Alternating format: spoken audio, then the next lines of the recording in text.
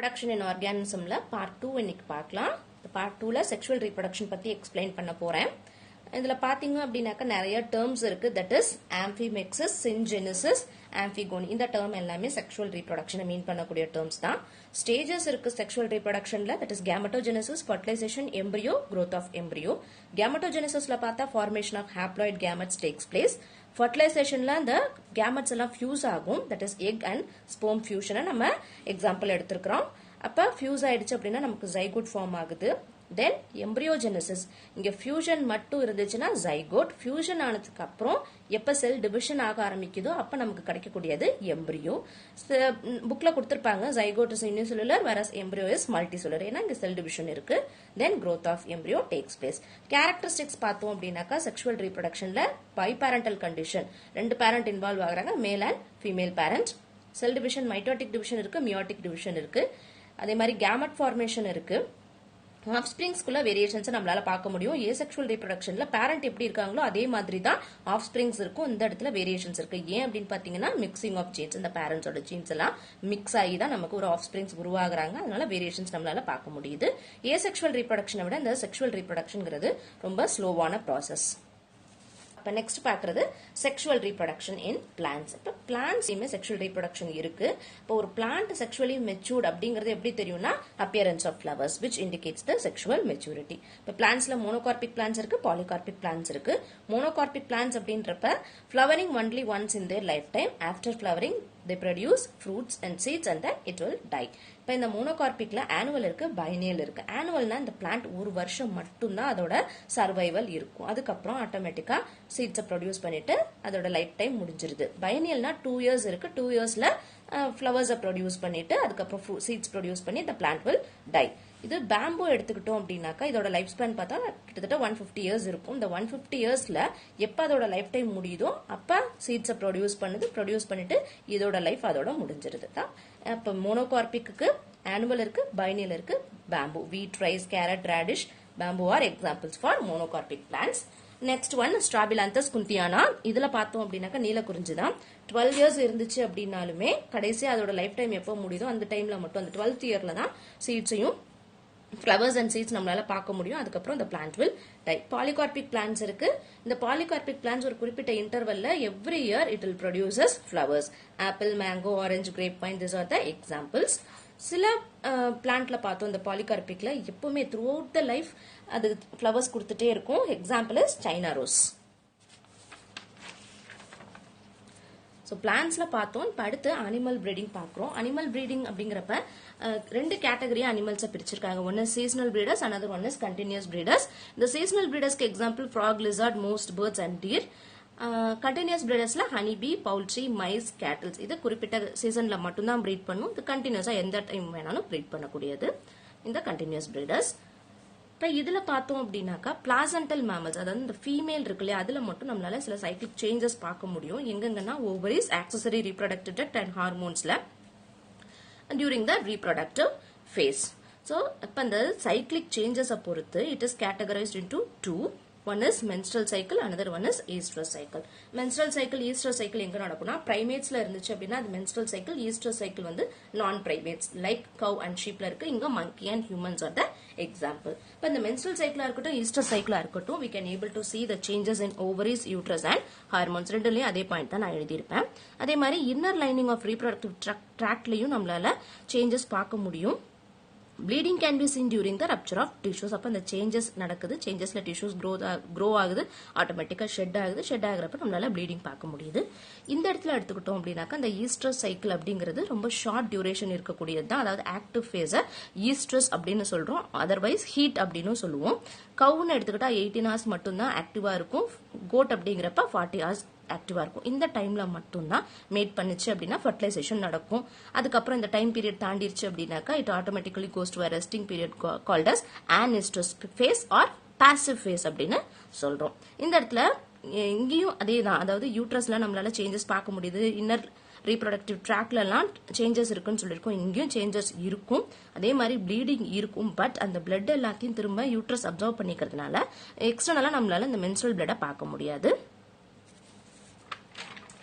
அடுத்து பார்த்தோம் அப்படின்னாக்கா ஈவென்ட்ஸ் இன் செக்ஷுவல் ரீப்ரொடக்ஷன். இதுல 3 ஈவென்ட்ஸ் இருக்கு. ஒன்னு pre fertilisation event, fertilisation, post fertilisation event அப்படிங்கிறது இருக்கு.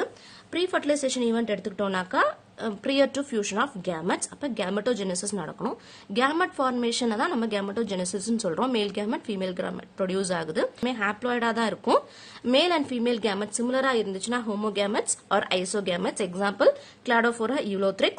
அதே மாதிரி morphologically dissimilar gametes are called as heterogametes. பார்க்கறதுக்கு வேற வேற மாதிரி இருக்கிறது ஹெட்ரோகேமெட்ஸ் சொல்றோம். Fucus and human beings example.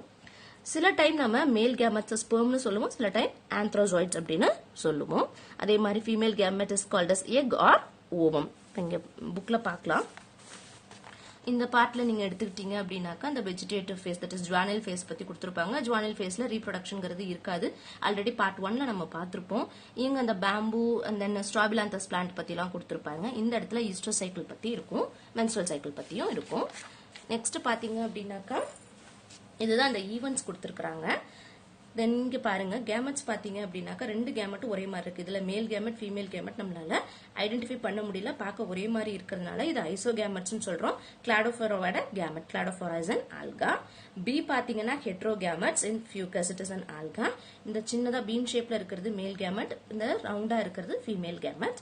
இங்க பார்த்தா this is a female ovum and this is a male sperm. ரெண்டுமே வேற வேற ஷேப்ல இருக்கு. so it is an heterogame.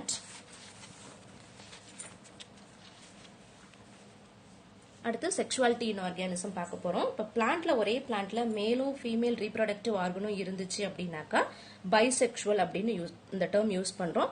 ஹோமோதாலிக், monoecious இது எல்லாமே பைசெக்சுவல் அப்படிங்கிற டேர்ம் தான் மீன் பண்ணுது. இப்ப அனிமல்ஸ்ல நம்ம சொன்னா பைசெக்சுவல் அப்படிங்கிற டேர்ம் சொல்லுவோம். இன்னும் எக்ஸாக்டா சொல்லணும் அப்படின்னாக்கா ஹெர்மிஃப்ரோடைட்ஸ் அப்படிங்கிற டேர்ம் யூஸ் பண்ணுவோம். லீச்சஸ், எர்த்வார்ம் இதெல்லாம் எக்ஸாம்பிள். இப்ப எர்த்வார்ம் எடுத்துக்கிட்டாக்கா மேல் பார்ட்டும் இருக்கும், ஃபீமேல் பார்ட்டும் இதுல இருக்கும். அதே மாதிரிதான் லீச்சஸும்.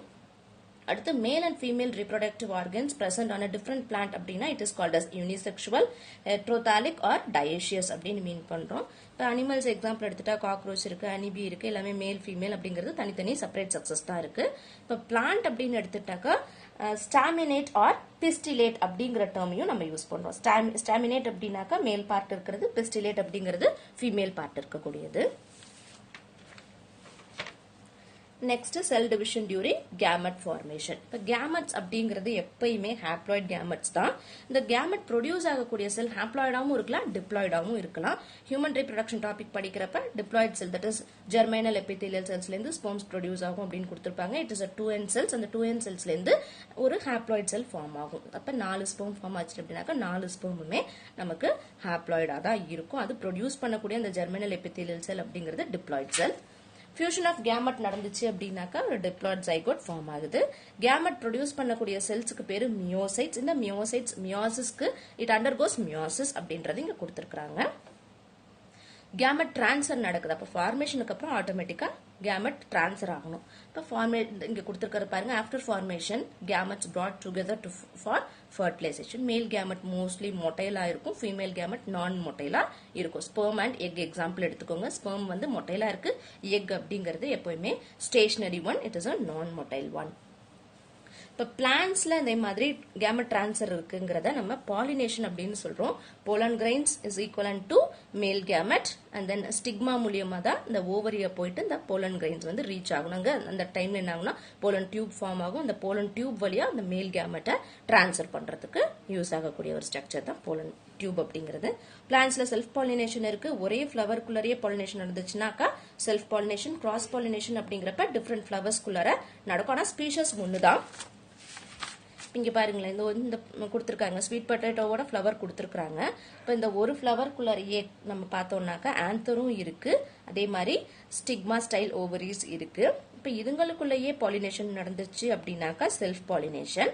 இதே இன்னொரு பக்கத்துல ஒரு ஃபிளவர் இருக்குன்னு வச்சுக்கோங்க, இது ஒரு ஃபிளவர், இது ஒரு ஃபிளவர், ரெண்டுமே ஸ்வீட் பொட்டேட்டோ ஃபிளவர் தான். அப்ப இங்க இருக்கக்கூடிய ஆந்தர் இங்க டிரான்ஸ்ஃபர் ஆகுறது. அப்படி இல்லைனாக்கா இங்க இருக்கக்கூடிய ஆந்தர்ல இருந்து போலன் கிரெயின்ஸ் எல்லாம் இங்க டிரான்ஸ்ஃபர் ஆச்சு அப்படின்னாக்கா அதுக்கு பேரு நம்ம கிராஸ் பாலினேஷன் அப்படின்னு மீன் பண்றோம். பாலினேஷன் முடிஞ்சதுக்கு அப்புறம் ஃபர்டிலைசேஷன் நடக்கணும். ஃபர்டிலைசேஷன் அப்படின்னா என்னன்னாக்கா it is a complete and permanent fusion of 2 gametes. It is called as syngamy. இப்போ இதில் எக்ஸ்டர்னல் ஃபர்டிலைசேஷன் இருக்கலாம், இன்டர்னல் ஃபர்டிலைசேஷன் இருக்கலாம். எக்ஸ்டர்னல் ஃபர்டிலைசேஷன் அப்படின்னாக்கா ஃபர்டிலைசேஷன் தட் அக்கர்ஸ் அவுட் சைட் the body of an organism. Algae, fishes, amphibians எல்லாமே example. இங்க egg formed inside the female body and fuses with the male gamete internally அப்படின்னு இருந்துச்சுன்னா that is internal fertilisation. Reptiles, birds, mammals, pteridophytes, majority of bryophytes, ஜிம்னோஸ்பர்ம்ஸ், ஏஞ்சியோஸ்பர்ம்ஸ் இது எல்லாமே internal ஃபர்டிலைசேஷனுக்குள்ள example. இப்போ amphibians எடுத்துக்கிட்டோம் அப்படின்னாக்கா female frock என்ன பண்ணிடும்னா ஒரு வாட்டர் சர்ஃபேஸ்ல அதோட எக்ஸை லே பண்ணிடும். லேட்டரா அதுல போயிட்டு மேல் ஃப்ராக் வந்து ஸ்பெர்மை கொடுத்து ஃபர்டிலைஸ் பண்ணும். இதுதான் எக்ஸ்டர்னல் ஃபர்டிலைசேஷன்ங்கிறது. இங்க பார்த்தோம்னா இன்டர்னல் ஃபர்டிலைசேஷன். அப்ப அந்த எக்குங்கிறது பாடிக்குள்ளேயே இருக்கு, ஸ்பெர்ம் வந்து அதை ஃபர்டிலைஸ் பண்றது. அப்ப நெக்ஸ்ட் ஃபர்டிலைசேஷன் அப்படின்னா எதுக்காக? It is needed for zygote formation. Next இதுல பார்த்தனோஜெனிசிஸ் அப்படின்னு ஒரு டேர்ம் இருக்கு. பார்த்தனோஜெனிசிஸ்னா development of an egg directly into an organism without fertilization is called as parthenogenesis. இப்போ நிறைய இதில் எக்ஸாம்பிள் கொடுத்துருப்பாங்க உங்களுக்கு பார்த்தனோஜெனிசிஸ்க்கு. இப்போ நான் உங்களுக்கு என்ன எக்ஸாம்பிள் சொல்ல போறேன்னா நம்ம ஜெனட்டிக்ஸ்ல படிப்போம் கண்டிப்பாக அந்த ஹனிபி பற்றி ஒரு டேர்ம் வரும். அப்போ அதில் பார்த்தீங்க அப்படின்னாக்கா இந்த குவீன் பி இருக்கு இல்லையா, இந்த குவீன் பி என்ன பண்ணுன்னா அட் அ டைம் ஒரு 10 to 15 மேல் ஹனிபீஸ் கூட மேட் பண்ணிட்டு ஸ்பெர்ம்ஸ் எல்லாத்தையும் அதுலேருந்து கலெக்ட் பண்ணிடும். கலெக்ட் பண்ணி இந்த ஃபீமேல் ஹனிபியோட பாடிக்குள்ளார ஸ்பெர்மத்திகா அப்படின்னு ஒரு ஸ்ட்ரக்சர் இருக்கு. அந்த ஸ்பெர்மத்திகால ஸ்டோர் பண்ணிக்குது. ஸ்டோர் பண்ணிட்டு இந்த ஃபீமேல் ஹனிபி எக்ஸை லே பண்ண போற டைம் இருக்கு இல்லையா, அந்த ஸ்பெர்மத்திகா பவுச்சை ஓபன் பண்ணி அதுக்கு அந்த எக்ஸுக்கு ஸ்பெர்மை கொடுத்துச்சு அப்படின்னா அது ஃபர்டிலைஸ்டு எக். இல்ல குடுக்கல, அந்த ஸ்பெர்மத்திகல் பவுச் ஓபனே ஆகல, எக்ஸை மட்டும் லே பண்ணிருச்சுன்னா அதுல இருந்தும் ஆஃப் ஸ்பிரிங்ஸ் வரும். That is an unfertilised egg. Fertilised egg மூலியமா நமக்கு கிடைக்கக்கூடியது ஃபீமேல் ஹனிபி, அன்ஃபர்டிலைஸ்டு எக் மூலியமா நமக்கு கிடைக்கக்கூடியது மேல் honeybee. Next one post fertilisation event. அடுத்து ஜைகோட் ஃபார்மேஷனை தான் இங்க மீன் பண்றோம். ஃபர்டிலைசேஷன் நடந்ததுக்கு அப்புறம் ஜைகோட் ஃபார்ம் ஆச்சு, அதுக்கப்புறம் தான் எம்ப்ரியோஜெனிசிஸ் அப்படிங்கறது நம்ம ஆல்ரெடி பார்த்திருக்கோம். ஹாப்ளான்டிக் லைஃப் சைக்கிள் இருக்கு, டிப்ளான்டிக் லைஃப் சைக்கிள் இருக்கு. So after fertilisation the diploid zygote is formed. It may be internal or external zygote. இப்போ fertilization internalா இருந்துச்சுன்னா internal zygote, external fertilization இருந்துச்சுன்னா external zygote form ஆயிருக்கும்.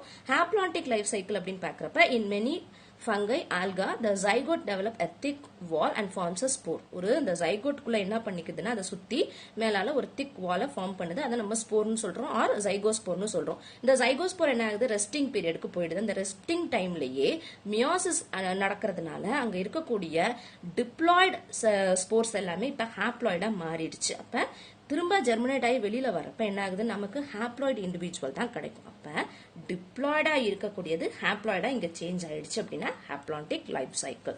டிப்ளான்டிக் லைஃப் சைக்கிள் அப்படிங்கிறப்ப இந்த ஜைகோட்ல வந்து mitotic division மட்டும்தான் நடக்குது. அப்ப அந்த டிப்ளாய்ட் ஜைகோட் அதே மாதிரி எம்ப்ரியோ ஆகுது. அந்த எம்ப்ரியோ அப்படியே டிப்ளாய்டாவே கண்டினியூ ஆயிட்டு இருந்துச்சு அப்படின்னா that is diplontic life cycle. இதுல இந்த டிப்ளான்டிக் லைஃப் சைக்கிளுக்கு ஹியூமன் பீயிங்ஸ் எக்ஸாம்பிள் எடுத்துக்கலாம். மேல் கேமெட் என் தான், ஃபீமேல் கேமெட் என்ன தான், உள்ள ஃபார்ம் ஆகக்கூடிய ஜைகோட் 2N இருக்கும் அப்படிங்கறத நம்ம பார்த்திருக்கோம்.